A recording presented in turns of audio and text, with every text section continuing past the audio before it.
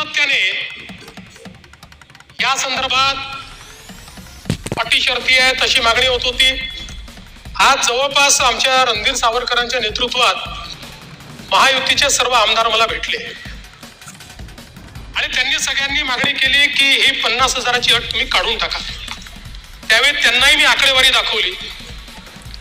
मी त्यांना सांगितलं की अट काढल्याने आमच्यावर 3-4 हजार कोटीचा भूर्दंड येईल, फार येईल असं नाही, 4,000 कोटीचा येईल, 5,000 कोटीचा येईल, पण शिस्तीचा भाग म्हणून ही आणलेली आहे। मी त्यांना दाखवलं की समजा 1 लाखापर्यंत नेली तर 2 लाख शेतकरी असे राहतात की ज्यांच्यावर त्या ठिकाणी त्यांना याचा फायदा मिळत नाही, पण तरी देखील सगळ्यांचं मत होतं की 2 लाख शेतकरी का सोडतात। केवळ त्याच्याकरता शेतकऱ्यांमध्ये अशी भावना होईल की कोणाला ठेवलं आणि कोणाला वगळलं।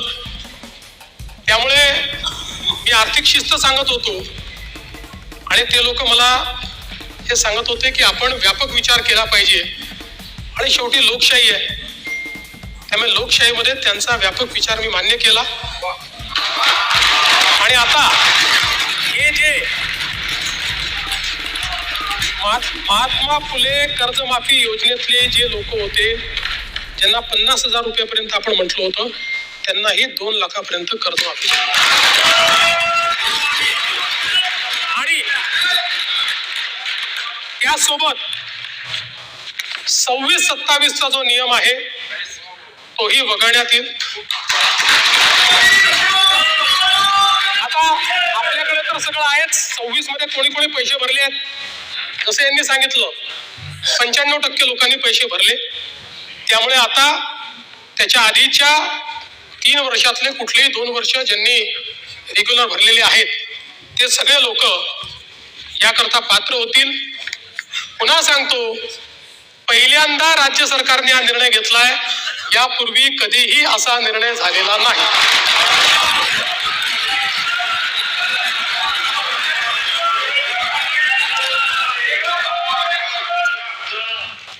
कापसाच्या खरेदीच्या संदर्भात